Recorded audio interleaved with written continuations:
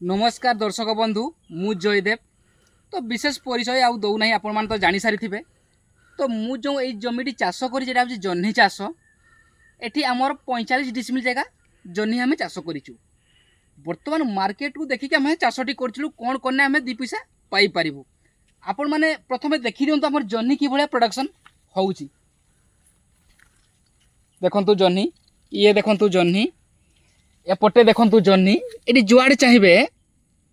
आज 14 अगस्त 2025।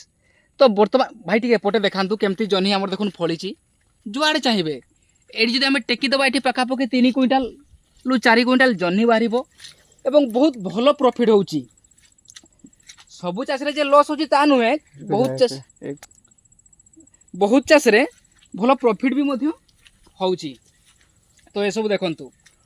तो ये जो आपण मानकर जदि जह्नी फूल गुड़ाक झड़ी पड़ुची तापाई आपण माने कौन स्प्रे करेंगे से भिडटी जदि आपणकर जह्नी खसी पड़ुची बा जह्नीटी नष्ट हो जाउची तो आपण सागरिका हार्मोन स्प्रे करंतु।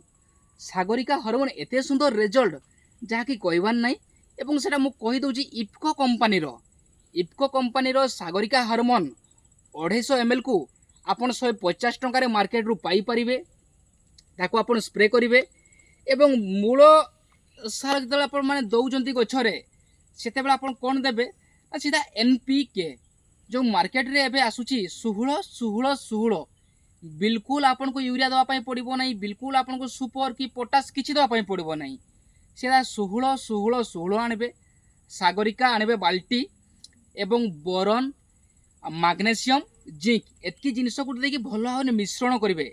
मिश्रण करके प्रत्येक गछर मंदारे 100 ରୁ 150 ग्राम हिसाब से देखिए माटी टेकिबे। एटा जो बेसाल डोज कहीदेली एवं स्प्रे कहीदेली। एवं जदि पोक लगुच आपंकर झड़ी पड़ुची फल बिंधा हो जाउची तो आपण माने एमामेक्टिन बेंजोएड ताकू मध्य आपण माने स्प्रे करि परिबे। 15 लीटर पानी रे मात्र 10 ग्राम हिसाब रे देबे। हाँ एवं मुख्यतः कथा एटा को भेराइटी एटा सेमती किसी विशेष स्पेशल भेराइटी नहीं। एटा संपूर्ण आमर देसी भेराइटी। आमर बापा जेजेपा जो भेराइटी चाष करते देसी भेराइटी आम भी से चाष करूँ।